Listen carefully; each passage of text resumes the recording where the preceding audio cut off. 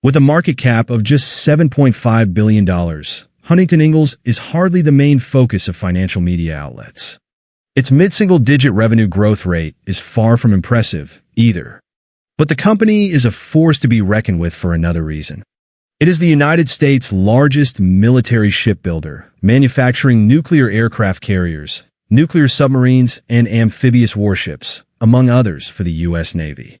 The company isn't immune to the vagaries of the stock market, however. Huntington Ingalls stock fell 26% in one day on October 31st after issuing disappointing full-year revenue guidance. The share price has yet to recover from that crash and is still down 36% from its all-time record high of $300 reached in March.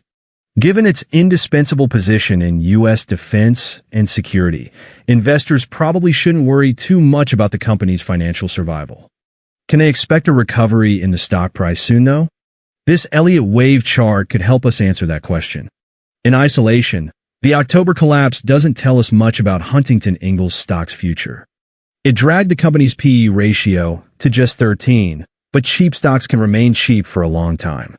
Seeing this crash in the context of Huntington's entire history as a public company, however, gives us an idea of what to expect. This chart reveals a five-wave impulse from $22.62 in 2011 up to nearly $280 in 2020.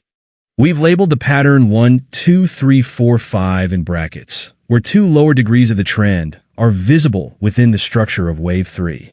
Wave 4 was a triangle correction. According to the theory, every impulse is followed by a three-wave retracement. And indeed, Huntington Ingalls stock fell more than 50% in 2020 during an ABC zigzag correction down to $136 a share. Unfortunately for the bulls, the following recovery to $300 was also limited to a three-wave structure. It was another ABC zigzag where Wave B was a triangle.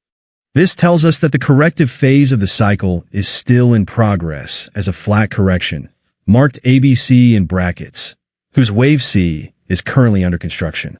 It is supposed to evolve into five-wave impulse, and the October sell-off fits perfectly in the position of its third wave.